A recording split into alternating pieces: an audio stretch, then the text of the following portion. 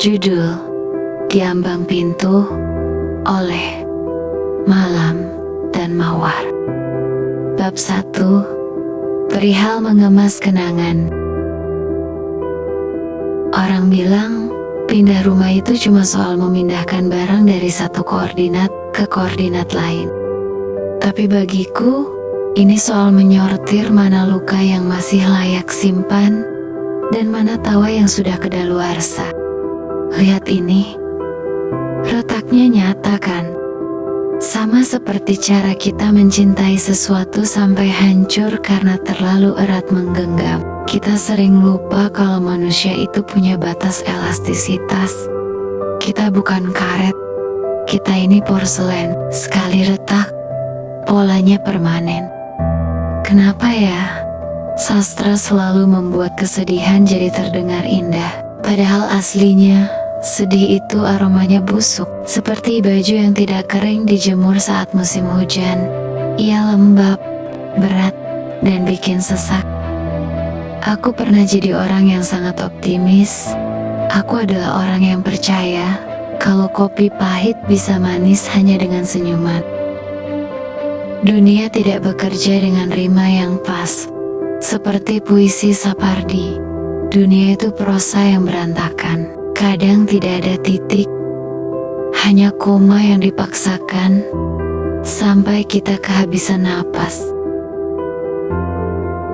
Bab 2. Realitas yang pahit. Aku berdiri di sini, di umur yang katanya harus sudah jadi sesuatu, tapi nyatanya jadi tumpukan tanya yang belum sempat terjawab. Apakah aku cukup? Apakah jalanku benar? Atau aku hanya sedang berlari di atas treadmill, berkeringat hebat, tapi tidak pindah 1 senti pun? Ada satu versi diriku yang sangat aku benci. Dia yang berumur 10 tahun lalu, yang berdiri di depan cermin, dan berjanji akan menaklukkan dunia. Dia terlalu sombong untuk ukuran anak manusia, yang bahkan belum tahu cara membayar pajak. Pernah tidak kamu merasa dikhianati oleh ambisimu sendiri? Kita diajarkan untuk menjadi seseorang, tapi tidak ada yang mengajari kita bagaimana cara menjadi bukan siapa-siapa. Bagaimana caranya tetap tegak saat nama kita tidak ada di daftar pencapaian manapun. Realitas itu bukan soal memenangkan piala, tapi soal bagaimana kamu tetap bisa menyeduh mie instan dengan tenang saat saldo bankmu hanya cukup untuk bertahan 3 hari.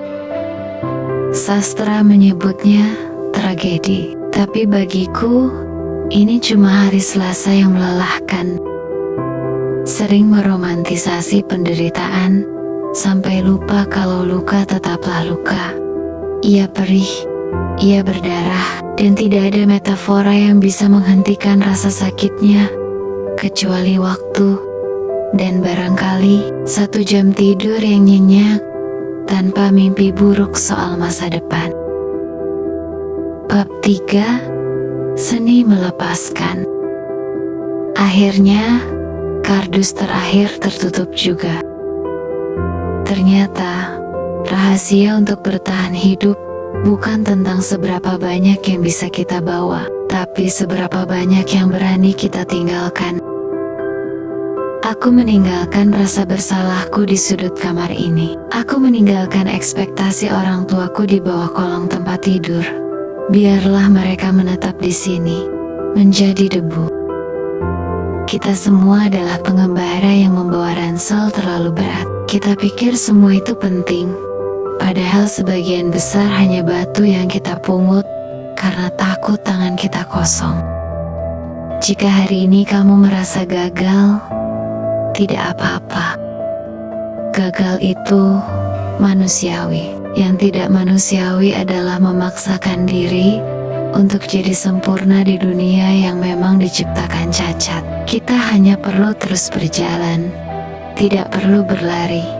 Cukup 1 langkah kecil lalu 1 lagi.